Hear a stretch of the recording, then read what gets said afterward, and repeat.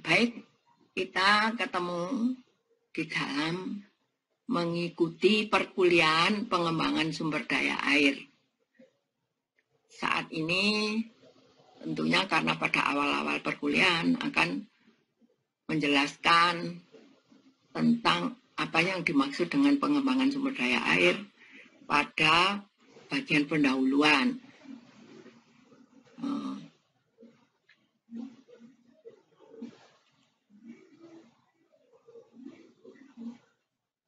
Selanjutnya kita ingin mengetahui apa sih pengertian umum prinsip-prinsip perancangan sumber daya air. Perancangan sumber daya air di sini saya singkat SDA ya, yang berarti merencanakan secara umum suatu kegiatan di mana kegiatan tersebut membutuhkan data pendukung. Semua kegiatan apapun mesti ada data pendukung, tak terkecuali dengan PSDA ini. Oke?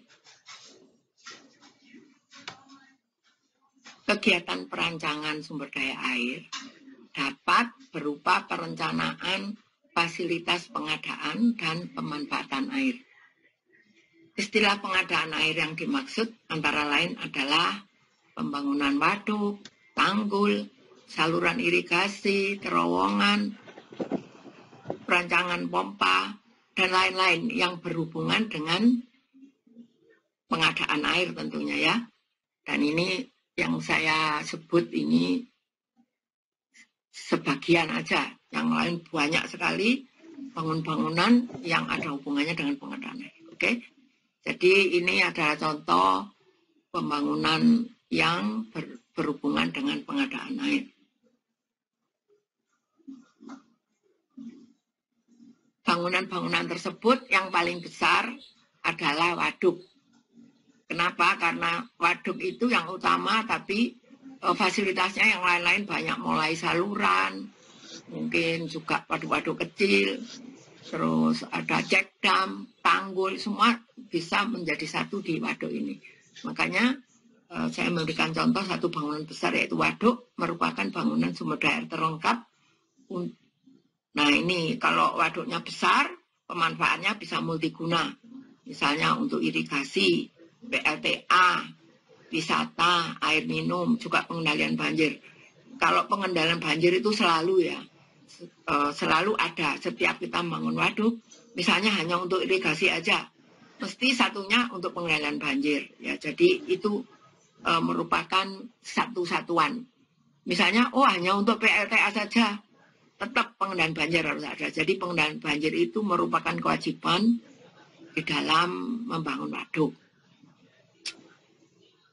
Tentunya dalam pembuatan waduk banyak diperlukan datanya dan analisanya tentunya. Di sini data dan analisis hidrologi, kemudian data penduduk, data irigasi, data ekonomi dan konstruksi, banyak data-data lain yang ada hubungannya di dalam membangun waduk. Makanya di dalam pengembangan sumber daya air ini perencanaan bahkan sampai penyelesaiannya itu agak kompleks ya. Dan kelihatannya hampir semua ilmu keairan ada masuk di dalam pengembangan sumber daya air yang tentunya bukan secara detail. Di sini mengambil secara umum dan itu pun untuk persiapan kita akan membuat satu bangunan yang visible ya. Jadi intinya itu sebetulnya itu yang di dalam semester awal atau setengah semester awal itu isinya untuk membuat studi visibility tadi ya. Oke. Lanjut. Kita ingat data hidrologi adalah data yang dibutuhkan untuk mengetahui jumlah hujan. Bisa dalam debit yang nantinya akan menjadi dasar untuk menentukan volume waduk dan juga sebagai dasar untuk menghitung dan menentukan dimensi waduk. Ini sangat penting sekali.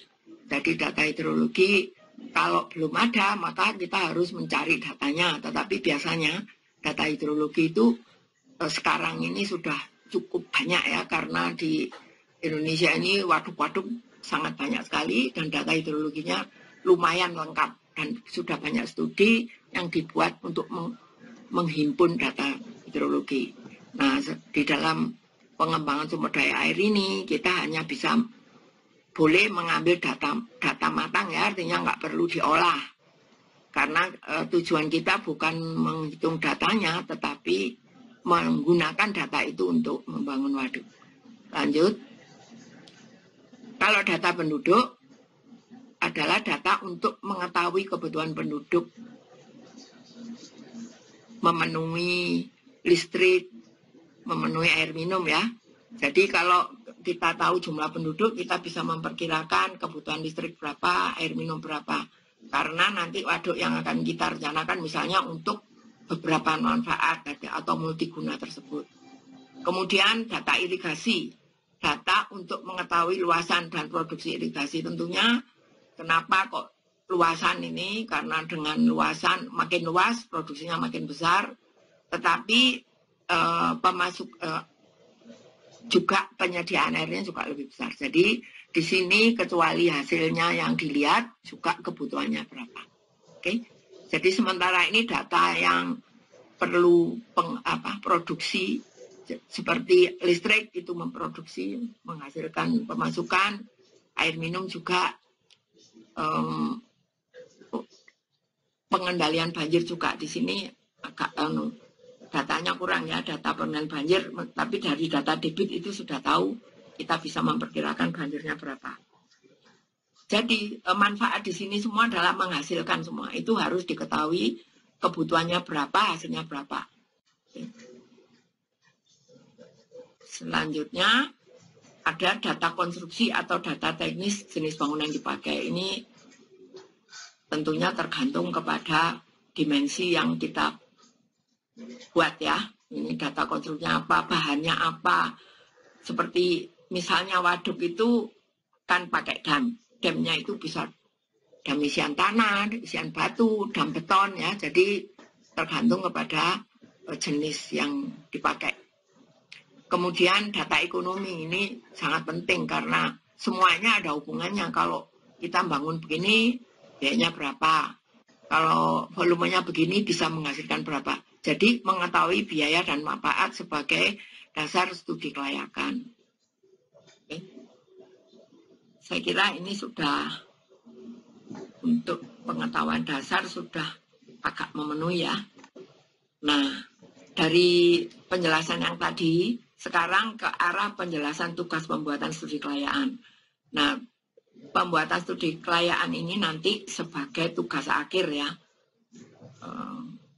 Tugas akhir di pelajaran pengembangan sumber daya air ini. Oke? Isi tugas studi kelayaan secara garis besar seperti ini. Misalnya pendahuluan, kemudian rumusan masalah, analisis teknis, analisis ekonomis, analisis kelayaan, dan yang keenam kepustakaan. Ini garis besarnya. Detailnya akan dibuat tergantung kepada penulis masing-masing ya, asal ada isinya seperti ini. Yang saya maksud ini adalah isinya, tetapi nanti susunannya atau bagaimana itu lebih detail lagi tergantung pada yang membuat tugas tentunya. Oke? Nah, sebetulnya di sini akan saya ajarkan pendahuluan itu paling nggak isinya apa gitu ya. Pendahuluan itu pengenalan tentang daerah studi dengan permasalahannya. Terus pengenalannya itu bisa merupakan peta, kemudian peta topografi, merupakan data klimat, data hidrologi, pokoknya semua hal yang menunjang tentang daerah studi. Terutama tentunya tentang kondisi keairan. Sedangkan yang lain-lain, data penduduk, segala macam itu ada semua kalau kita akan menstudi satu daerah ya. Walaupun kita hanya mengenal waduk, tapi keperluan datanya itu sangat menyeluruh ya. Perlu penanganan, misalnya membangun waduk untuk multi manfaat seperti tadi contoh yang pada sebelumnya untuk irigasi, PLTA, wisata, keperluan air minum, dan pengendalian banjir.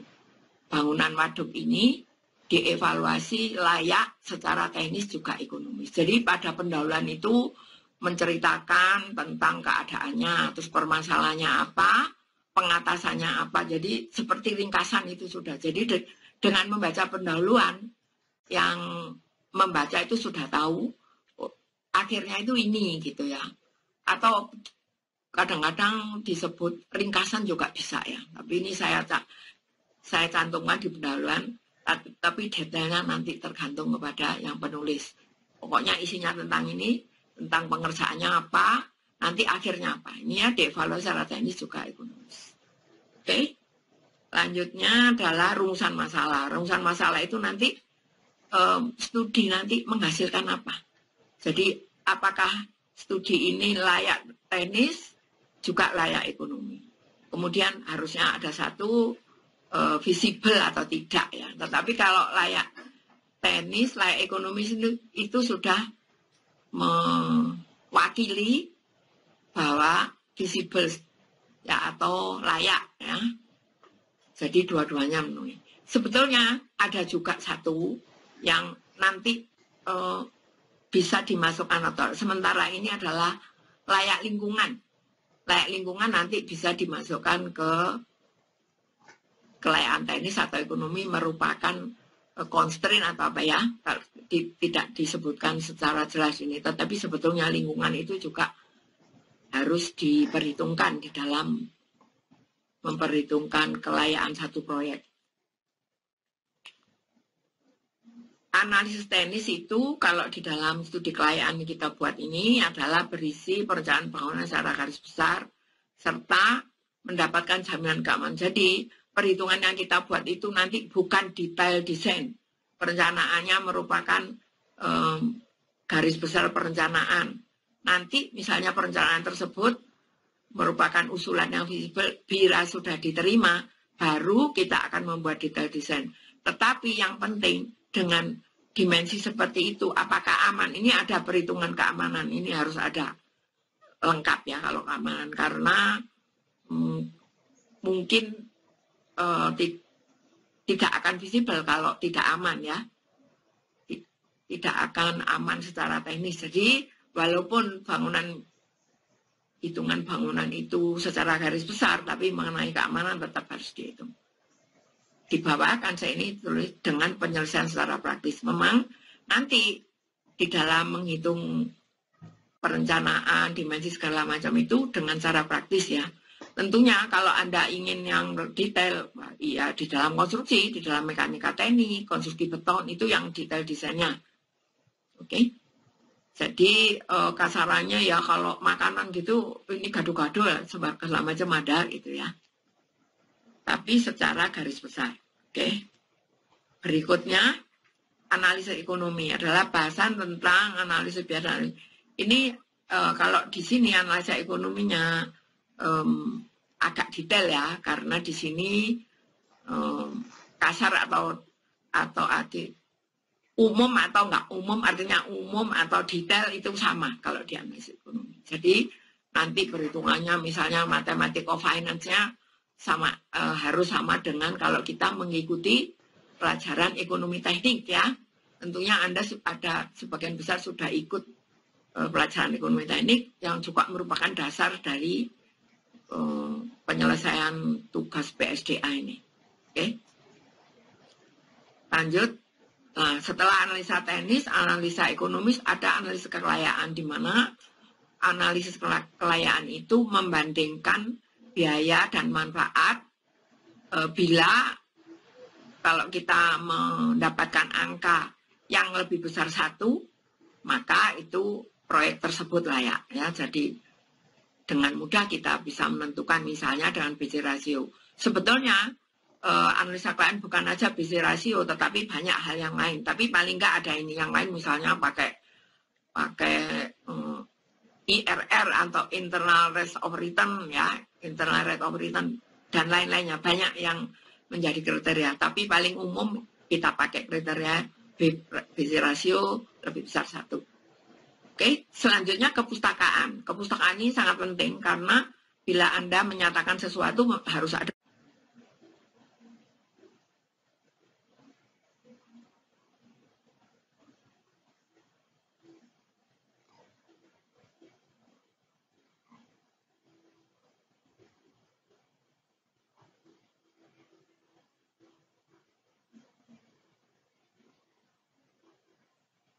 belum dapat itu, Anda bisa kayaknya mengulang ya, kayak evaluasi gitu, misalnya Bendungan Sutami, Bendungan Selorjo, itu boleh nanti seandainya dimasukkan dalam tugas. Tetapi yang paling bagus ya tentunya misalnya bendungan yang baru, dan kebetulan kira-kira ada perencanaan itu di Kalimantan ya, tempatnya ibu negara kita yang baru.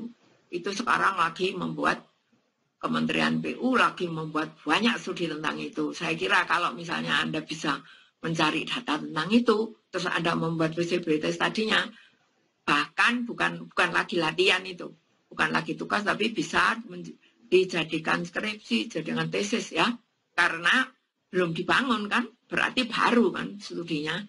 Nah, kalau misalnya sempat Anda bisa membuat itu, sekalian nanti barangkali untuk bahan Anda membuat studi akhir ya.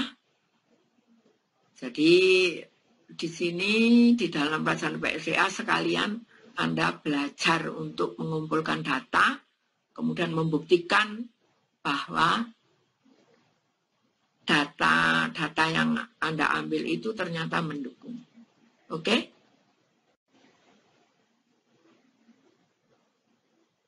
Ya, jadi di dalam studi pendahuluan ini,